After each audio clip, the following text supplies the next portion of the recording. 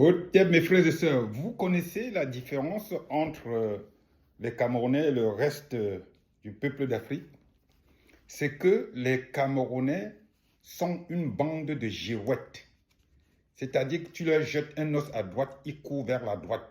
Un os à gauche, ils courent vers la gauche. Dès lors que vous avez des bonnes paroles. Hitler était le maître de parole. Que Mobutu était un versificateur, un verbomoteur. C'était un orateur hors pair, Mobutu Sese Seko, pour ne citer que ces deux-là. Que même Bokassa, il avait la verve. Vous comprenez? Donc du coup, les Camerounais sont des girouettes. Et ils n'aiment pas la vérité. En tout cas, les Camerounais n'aiment pas la vérité, surtout quand elle est dite par Black Jack le Groove. Il a dit, ouais, va faire, pourquoi tu parles seulement, tu ne fais pas. Mais je vous ai dit qu'il y a des gens qui sont des faiseux et d'autres qui sont des diseux. C'est-à-dire que moi je dis, vous devez faire. Si vous ne le faites pas, ce n'est pas mon problème. Moi je suis là pour vous dire ce qui va se passer. Et à chaque fois, je vous dis la vérité. Mais comme vous n'aimez pas entendre ma vérité ou mes vérités, vous me détestez. Est-ce que c'est mon problème? Quand vous me détestez, je m'embellis. Plus je vieillis, plus je deviens beau. Parce que c'est le souffle vivifiant. Je vous dis la vérité. Les gars là, ils sont là. Ils ont 30 ans, on dirait des pousse-pousse. Mes frères et sœurs, aujourd'hui, on va revenir sur Nathalie Yam. Vous savez, que ce soit Dieudonné Mbala Mbala, j'étais à son premier vrai spectacle en 1998 au Casino de Paris. J'étais là. Quand tout fonctionnait bien avec Elie Semoun. Et je vous avais dit, et même d'ailleurs Dieudonné le sait, c'est un être généreux, extrêmement généreux. C'est un entrepreneur, le plus grand humoriste de France.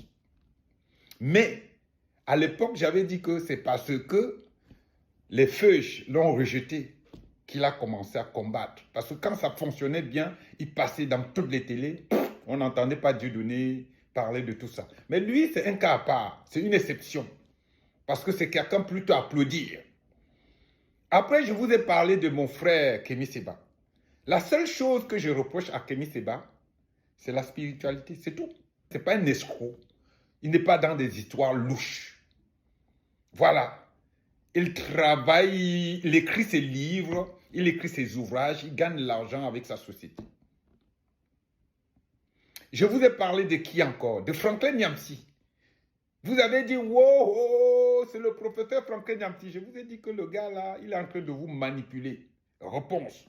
Vous êtes tous d'accord. Mais vous êtes toujours derrière lui, non? Je vous ai parlé du petit, du jeune Calibri Calibro. Je vous ai dit que en termes de combat, c'est-à-dire de visibilité, ce sera le combattant le plus connu. C'est-à-dire que la notoriété. Mais c'était un fourbe aussi, un cupide de seconde zone. Je vous ai dit ou pas? Je vous ai parlé de Calix Beyala. Quand elle flamboyait ici, elle insultait les Noirs tous les jours. Je vous ai dit ou pas? Je vous ai dit que Nathalie Yam, c'est la pire des despotes qui existent sur cette terre.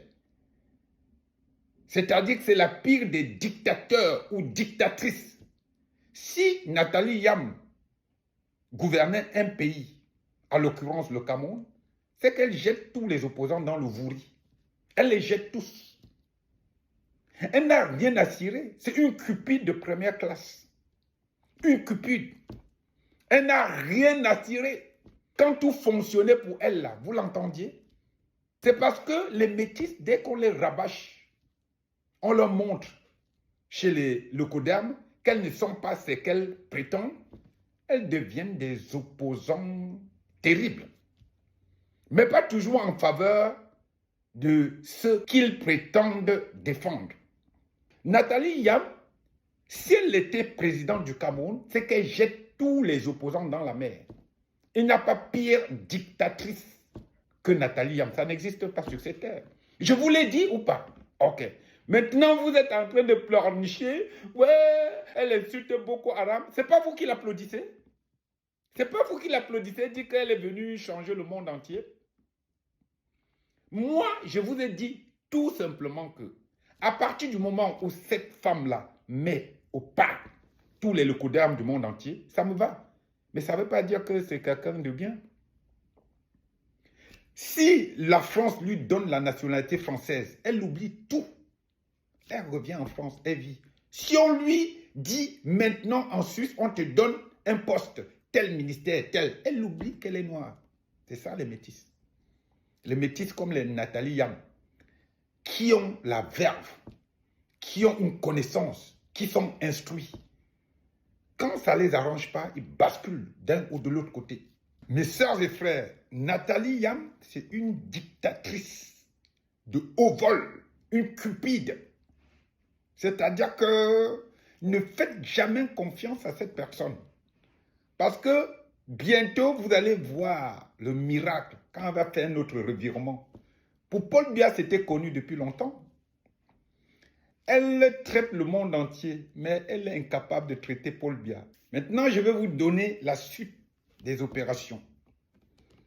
Je vous ai dit que le professeur Maurice Kamto ne sera pas président au Cameroun parce que vous l'auriez empêché. Je n'ai jamais cité Issa Chiroma parce que pour moi, il ne peut pas être président dans ce pays, d'une manière ou d'une autre.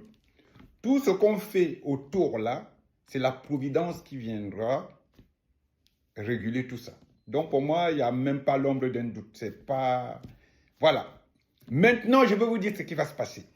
Comme je vous l'ai dit, Paul Biya est parti jusqu'à ce que la providence vienne l'en détacher. Monsieur Issa Chiroma ne va rien faire. Il va capituler bientôt. Laissez le temps au temps.